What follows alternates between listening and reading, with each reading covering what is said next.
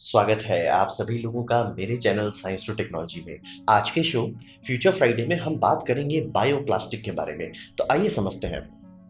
तो सबसे पहले मैं ये समझिए, एक तो से दूसरा पार्ट है, मैंने बताया था प्लास्टिक को फ्यूल में कैसे बदलते हैं और क्यों वो हमारा इकलौता रास्ता है प्लास्टिक को इस्तेमाल करना और सुरक्षित तरीके से करने का। तो यहाँ पे समझते हैं कि प्रॉब्लम क्या है कि जो हम लोग को उस हद तक जाना पड़ रहा है। वो ये समझिए कि अभी जो भी आप प्लास्टिक यूज़ कर रहे हैं, बहुत अच्छा चांस है कि वो तेल से बनाया गया है, क्रूड ऑयल से बनाया गया है। क्रूड ऑयल को जब फ्रैक्शनल डिस्टिलेट किया जाता है तो उसमें बहुत सारा मतलब गैस निकलता है, उसमें बहुत सारा मतलब जैसे हाइड्रोकार्बन निकलता है, जिसमें कि आपका कहिए पेट्रोल हो गया, डीजल हो गया, गैसोलीन, ये मतलब जेट फ्यूल हो गया, ऐसे ऐसे करके खूब सारी चीज़ें। उसमें एंड में आपको पेट्रोकेमिकल्स मिलता है।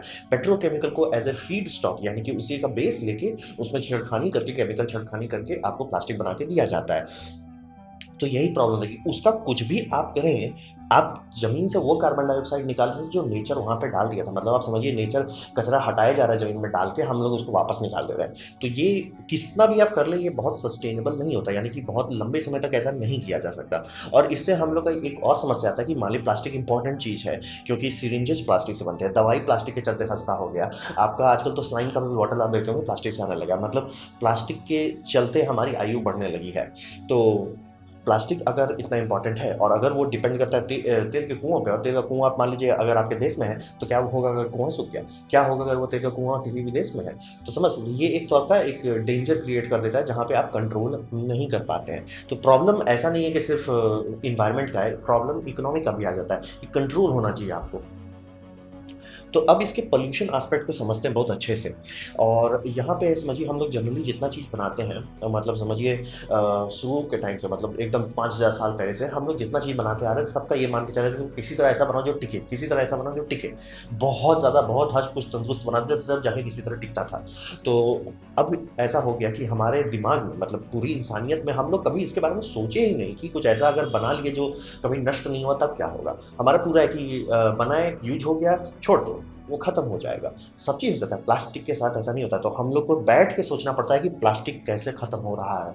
ये बहुत ज़रूरी बात है, क्योंकि जो भी बायोडिग्रेडेबल आप समझते हैं, ऐसा नहीं है कि बायोडिग्रेडेबल मतलब 100% सेफ। बायोडिग्रेडेबल का बहुत सारा परत होता है। कुछ परत में वो समझिए बड़ा से छोटा में बदल जाएगा, कुछ केसेस में वो मतलब अल्टीमेट डिग्रेडेशन हो जाएगा, बायोडिग्रेडेशन, जिसका मतलब कि वो 100% सेफ हो गया। प्लास्टिक वैसा बहुत कम होता है। मतलब अगर आप 10,000 साल भी छोड़ते हैं, बहुत अच्छा चांस है कि वो अल्टीमेट डिग्रेडेशन नहीं करेगा, यानी कि नहीं उसका कुछ होने वाला है। तो यही समझिए कि प्लास्टिक कभी उस लेवल पे नहीं जाता कि मतलब लोग जो कहते हैं कि 500 साल या 600 साल, वो कम ज़रूर होगा, केमिकल लेवल पे ब्रेक डाउन होना भी स्टार्ट हो जाएगा, लेकिन उसके बाद भी वो 100% नहीं होगा। उसके बाद भी वो ऐसा नहीं हुआ जैसे कि मतलब कोई डेड बॉडी अगर ज़मीन में दफनाया जाता है तो धीरे-धीरे गायब हो जाएगा, मतलब गायब, वहाँ आपको पता भी नहीं चलेगा कि वहाँ कुछ दफनाया गया है। तो वैसा नहीं होता है प्लास्टिक के साथ। मतलब प्लास्टिक टूटेगा, टुकड़ा होगा, लेकिन वो पूरी तरह से खत्म नहीं हो पाता है। तो ये, और इसके साथ ये भी प्रॉब्लम है, जब वो बहुत छोटा होने लगता है तो वो लीच करने लगता है, यानी कि ऐसे कंपाउंड से रिलीज करता है जो कि अगर ग्राउंड वाटर में गया नुकसानदायक होगा। तो ये बहुत सीरियस बात है। मतलब हम लोग का सोच बदलना होगा, क्योंकि हम लोग ऐसा चीज़ मांग रहे थे जो मतलब कुछ तरह से टिक पाए, कोई चीज़ नहीं टिक रहा था। तो हमारे दिमाग में कभी वो आता है, अरे बना दो ना, अपने आप कुछ दिन में स्वाहा हो जाएगा। अब ऐसा हो गया कि बना तो दिए, कुछ सदियों में भी नहीं स्वाहा हो रहा है, तो अब सोचना पड़ रहा है कि कैसे उसको संभाला जाए। अब बात करते हैं कोर का, एकदम फिजिक्स पे उतरते हैं, एकदम केमिस्ट्री के लेवल तक आ जाते हैं। अब समझते हैं कि हो क्या रहा है यहाँ पे। प्लास्टिक जो आप बोलते हैं, प्लास्टिक का मतलब क्या है? प्लास्टिक एक तौर का बिहेवियर है, जिसका मतलब होगा कि आप उसको मैलिएबल बना सकते हैं, यानी उसको कंट्रोल कर सकते हैं। तो इसको कंट्रोल करने के लिए केमिकल लेवल पे, यानी कि एकदम मॉलिक्यूलर लेवल पे आप एडजस्टमेंट कर रहे हैं। इसका दो चीज़ आपको समझना होगा, मॉलिमर्स और पॉलीमर्स। मॉलिमर्स होता है मतलब समझिए छोटा छोटा ब्लॉक, इसको आप समझिए ईंटा। पॉलीमर मतलब हो गया दीवार। यही है पूरा आपका चेन, जिसे हम लोग कहते हैं हाइड्रोकार्बन। ये सब चीज़ में होता है, पेट्रोल, कार्बन, डीएनए, ये सब वही है। मतलब आप एक सेट लेते हैं जो भी किसी कुछ मॉलिक्यूल से बनाया हो, वो सेट को कई बार रिपीट आप करेंगे तो आपको पॉलीमर्स मिल जाएगा। यही है पूरा दुनिया का प्लास्टिक। अब आप ये समझिए कि हम लोग कितना भी पॉलीमर्स बनाए, जनरली कोई भी प्लास्टिक हो, जनरली उसमें हाइड्रोकार्बन ही होता है मेन तौर पे। लेकिन थर्ड एलिमेंट्स भी कई बार ऐड किए जा सकते हैं, या फोर्थ फिफ्थ भी ऐड हो सकता है। थोड़ा सा हमेशा ऐड किया जाता है, जैसे कि मान लीजिए कोई प्लास्टिक आप बनाना चाह रहे हैं और उसमें आप चाह रहे हैं कि यार ये थोड़ा सा मतलब फ्लेक्सिबल हो, तो आप उसमें शायद ऑक्सीजन ऐड कर रहे हैं। कुछ आप बनाना चाह रहे हैं कि जो थोड़ा सा हष्ट पुष्ट तंदुरुस्त, तो आप उसमें नाइट्रोजन ऐड कर रहे हैं। आप ऐसे ही समझिए, हम लोग ये केमिकल लेवल पे छेड़छाड़ करते हैं। ये समझिए पहला नैनो मटेरियल है, क्योंकि हम लोग केमिस्ट्री के लेवल पे जाके छेड़ रहे हैं कि हमें ऐसा प्लास्टिक दो जो ट्रांसपेरेंट हो, हमें ऐसा प्लास्टिक दो जो फ्लेक्सिबल हो, हमें ऐसा प्लास्टिक दो जो मतलब ये कर सके, मतलब गर्मी बर्दाश्त करे, ताकि कॉफ़ी कप भी आप बना सकें उसे, वो टिका रहे। तो समझिए हम लोग मॉलिक्यूलर लेवल पे जाके छेड़ रहे हैं। ये मॉलिक्यूलर इंजीनियरिंग है, यानी कि नैनो टेक्नोलॉजी है। और इसका आर्किटेक्चर मैंने आपको बताया, पॉलीमर्स आपका भले ना चेंज हो, लेकिन उसका आर्किटेक्चर यानी कि आप उसे पॉलीमर में कैसे बदल रहे हैं, उससे आप कंट्रोल करते हैं। ये आर्किटेक्चर जो है, इसीलिए आपको कई सारे प्लास्टिक के टाइप मिलते होंगे, जैसे पीईटी एक टाइप का प्लास्टिक हुआ, पीवीसी एक टाइप का प्लास्टिक हुआ, ऐसे जगह खूब सारे कैटेगरीज आते हैं। ये कैटेगरी में सब में हाइड्रोकार्बन ही है, और सब में थोड़ा सा ऑक्सीजन, नाइट्रोजन, कॉपर या जो भी लगाया गया होगा थर्ड एलिमेंट के तौर पर लगा रहता है। लेकिन है क्या, आप बस वही बेस ब्लॉक को अरेंज कैसे कर रहे हैं। आपका अरेंज में जितना छेड़छाड़ करेंगे, आपको अलग अलग प्रॉपर्टीज मिलेंगी। ये बहुत बड़ी बात है कि इंसानियत इतना एडवांस पहुंच गया कि मतलब केमिकल लेवल पे जाके हम लोग डिसाइड कर रहे हैं कि हमें ऐसा फ्लेक्सिबल चीज़ दो, हमें इस कलर का चीज़ दो, हमें ऐसा बनाओ कि वो ट्रांसपेरेंट, हमें ऐसा बनाओ जो फ्लेक्सिबल हो, हमें ऐसा बनाओ जिससे गैस आर पार ना जाए। जैसे आप लेस के चिप्स देखते हैं या कोई भी चिप्स देखते हैं, उसमें हवा थोड़ी भरा जाता है, उसमें नाइट्रोजन भरा जाता है। नाइट्रोजन इसलिए भरा जाता है कि ए वो इनर्ट है, बी वो सस्ता है, सी उससे आपका खाना नहीं सड़ेगा। और प्लास्टिक का रैपर सोचिए कितना पतला होता है, वो नाइट्रोजन को इधर से उधर आने जाने नहीं देता। तो ये बहुत बड़ी बात है, ये हमारा कोर अंडरस्टैंडिंग है केमिस्ट्री का, तभी जाके हम लोग ये सब कर पा रहे हैं। तो इसको समझने के लिए आपको मोनोमर्स और पॉलीमर्स को अच्छे से समझना होगा। अब बात करते हैं बायोडिग्रेडेबल का। बीच में चलन चला था, तो बायोडिग्रेडेबल का आइडिया ये था कि पेट्रोकेमिकल जो है नेचर उसको हैंडल नहीं कर पाता। क्यों? क्योंकि नेचर का आइडिया ये था कि पेट्रोकेमिकल बना के सीधा जमीन के अंदर डाल दो। ये समझिए वेस्ट प्रोडक्ट था जो निकाल के जाए। जैसे हमारे बॉडी में यूरिन का क्या मतलब होता है, वो बॉडी नहीं हैंडल कर सकता, उसे नहीं साफ कर सकता, उसे निकाल दिया जाता है, जाओ भाई तुम बाहर जाओ। तो वो हम हैंडल नहीं कर सकते, तुमसे और न्यूट्रिशन नहीं निकाल सकते। तो धरती के केस में, धरती का यूरिन आप समझ लीजिए क्रूड ऑयल है, तो हम लोग जब इसको बाहर निकाल रहे हैं, कोई भी लाइफ फॉर्म ऐसा नहीं है जो इसको हैंडल कर सके। इतना लंबा मॉलिमर का चेन या पॉलीमर से चेन को नहीं हैंडल किया जा सकता। तो किसी को आइडिया आया कि क्यों ना ये सब में हम लोग जैसे थर्ड एलिमेंट पेट्रोकेमिकल से ही लें, लेकिन उसमें थर्ड एलिमेंट डाल के उसे ऐसा कमजोर कर दें ताकि वो जल्दी जल्दी टूटे। तो आइडिया ये किया गया, टेस्ट किया गया लैब में, लेकिन जब इसे बनाया गया, जो आप बायोडिग्रेडेबल प्लास्टिक जो इसमें आपको खूब रिसाइकिल का लोगो मिलेगा, खूब सारा उसका एडवर्टीजमेंट मिलेगा, ये सब जब हकीकत में चेक किया जा रहा है, पता चल रहा है कि इससे कोई फर्क नहीं पड़ा। मतलब कंपोस्टिंग करने के बाद भी लोगों को पता चल रहा है कि भैया ये प्लास्टिक का कुछ नहीं बदल रहा है। मतलब बड़े बड़े लैब्स इसको टेस्ट कर रहे हैं और उसमें हिसाब ये आ रहा है कि कोई फर्क नहीं। वो मतलब बता नहीं सकते कि ये नॉर्मल प्लास्टिक है कि बायो, मतलब केमिकल लेवल पे चेक किए हैं, ऐसा नहीं कि बिना चेक करके डाल रहे हैं, चेक कर रहे हैं, मतलब स्पेक्ट्रोग्राफी से चेक करके देख रहे हैं कि हाँ भैया इसमें वो केमिकल कंपाउंड है कि नहीं, मतलब सब चीज़ करके देख रहे हैं। अंतर वैसा नहीं पड़ा जैसा हम लोग को लैब में दिख रहा था। तो हकीकत में ये हुआ कि बायोडिग्रेडेबल प्लास्टिक के नाम पे जितना चीज़ हम लोग खरीद रहे हैं वो ज्यों का त्यों है, मतलब नेचर अभी भी उसको नहीं तोड़ पा रहा है। तो मतलब ये आइडिया बहुत अच्छा था, स्टार्ट बहुत अच्छे से हुआ, लेकिन उतना सक्सेसफुल नहीं हुआ।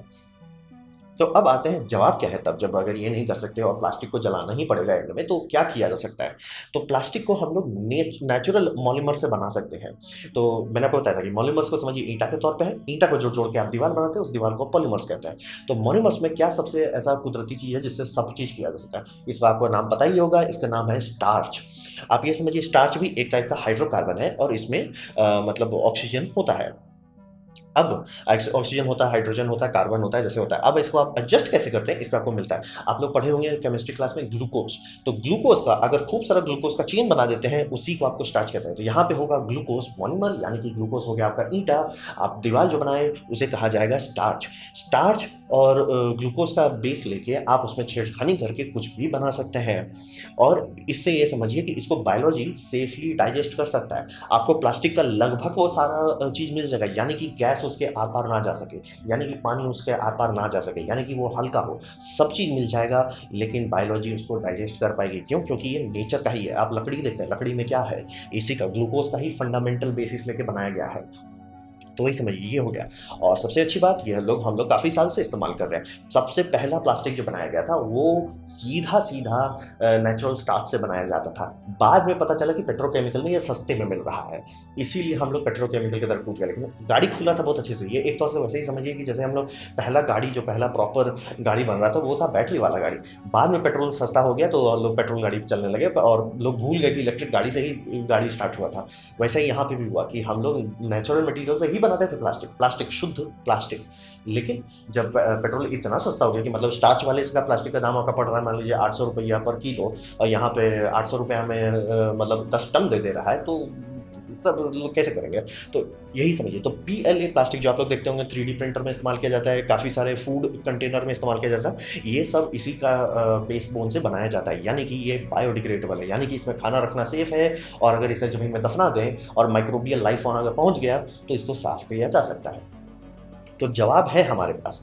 हम लोग पहले भी जवाब रखे थे, बीच में बस पेट्रोल बहुत ज़्यादा सस्ता हो गया तो ये जवाब खो गया।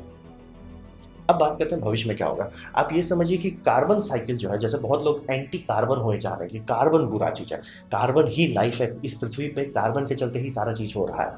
तो कार्बन को साइकिल में रखना है। हम लोग जो कर रहे हैं, ये इंसानियत जो कर रही है, गड़बड़ ये की है कि हम लोग साइकिल तोड़ दिए कि मतलब कार्बन बना, कार्बन कंज्यूम किए, एटमोसफेयर में गया, फिर नया जनरेशन का मतलब प्लांट लाइफ उसको कार्बन खाएगा, फिर से ये साइकिल रिपीट होगा। ये कुदरती सिस्टम है। हम लोग क्या कर रहे हैं कि नया ऐड कर दे रहे हैं कार्बन, क्योंकि जमीन से निकाल रहे हैं, मतलब समझिए यूरिन को वापस बॉडी के अंदर पंप कर दे रहे हैं। तो ये प्रॉब्लम जो है हम लोग का ये आ गया कि हम लोग साइकिल निकाल दिए हैं। हम लोग को बस साइकिल को बनाए रखना है बस, और कुछ प्लास्टिक को छोड़ने की जरूरत नहीं। एंटी प्लास्टिक होने का कोई मतलब नहीं, क्योंकि किया कर ही नहीं सकते। आप करेंगे किससे? मतलब जैसे आप पेपर बैग से बनाने का बात कर रहे हैं, पहली बात तो वो तो सीधा सीधा फॉरेस्ट को स्वाहा कर देगा। दूसरा, पेपर बैग को ट्रांसपोर्ट करने में ज़्यादा खर्चा आता है। मतलब प्लास्टिक का एक भी रिप्लेसमेंट नहीं है जो उतना हल्का, उतना नॉन परमिएबल हो और उतना लंबा चले। यानी कि जब जैसे पोलियो की दवाई है, उसे प्लास्टिक के बॉटल में दिया जाता है, क्यों?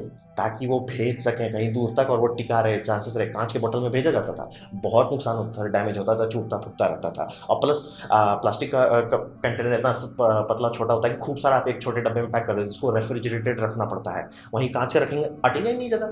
और ये सब होता था। पूछे पुराने लोगों से जिनका काम था मतलब ये पोलियो वैक्सीन डिस्ट्रीब्यूट करना, कितना फजीहत होता था, कितना नुकसान होता था ये सब में। तो समझिए प्लास्टिक हमारे लिए ज़रूरी है। हम लोग चाहते थे मैजिक मटेरियल, साइंटिस्ट ने आके दे दिया, लो भैया तुमको मैजिक चाहिए, हम दे देते हैं।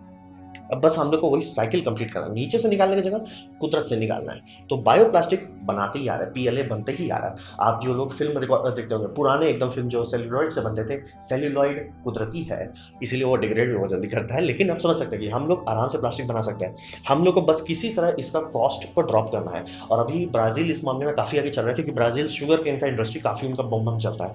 तो वो लोग शुगर केन से शुगर निकालते हैं, एथेनॉल निकालते हैं जो कि फ्यूल है, और उसके बाद जो बचा कबाड़ निकलता है उसे वो लोग बदल सकते हैं किसी भी चीज़ में, चाहे वो प्लास्टिक में बदल दें या ईंधन में बदल दें। तो समझ लीजिए कि काफ़ी लोगों का गाड़ी खुल गया। इसमें आप सुने होंगे कि सीवीड से बना है, मतलब हिसाब ये है कि जहाँ पे बायोलॉजिकल लाइफ है, घुमा फिरा के आप उससे प्लास्टिक निकाल सकते हैं।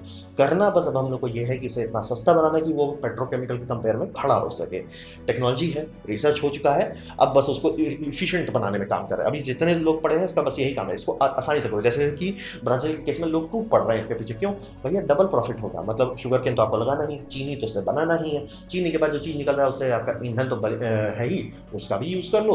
अरे उसके बाद जो कबाड़ निकल रहा है उससे प्लास्टिक भी बन जाए, तब तो बल्ले बल्ले। तो समझिए उनको ट्रिपल प्रॉफिट हो रहा है, तो कोई क्यों नहीं करेगा?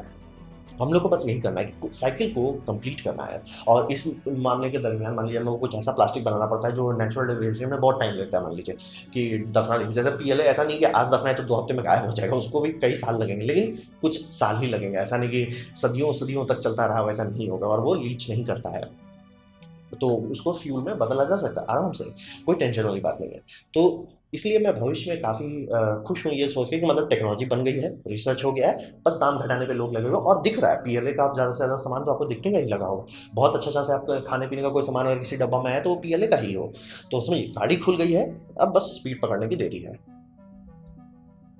तो ये था मेरा प्रेजेंटेशन बायोप्लास्टिक के बारे में। उम्मीद करता हूँ आपको समझ में आया, कुछ सीखने को मिला, आपको समझ में आया। अगर ऐसा है, आपको पसंद आया, मज़ा आया, तो लाइक कर दें, दोस्तों का शेयर कर दें, उससे मेरा काफ़ी भला होगा। नहीं अच्छा लगा, नहीं पसंद आया, कोई बात नहीं, आप डिसलाइक कर सकते हैं। मैं कहूँगा डिसलाइक 2 बार दबाएं, उससे मुझे पता चले कितना पसंद हुआ है। मैं आपसे कहूँगा कि कमेंट लिखें, क्योंकि मैं हर कमेंट की जवाब देने की कोशिश करता हूँ। और आपसे कहूँगा सब्सक्राइब कीजिए, बेल दबाइए अगर आप नहीं हैं तो। आपने मेरा वीडियो देखा है, जान के मुझे बहुत खुशी हुई। धन्यवाद।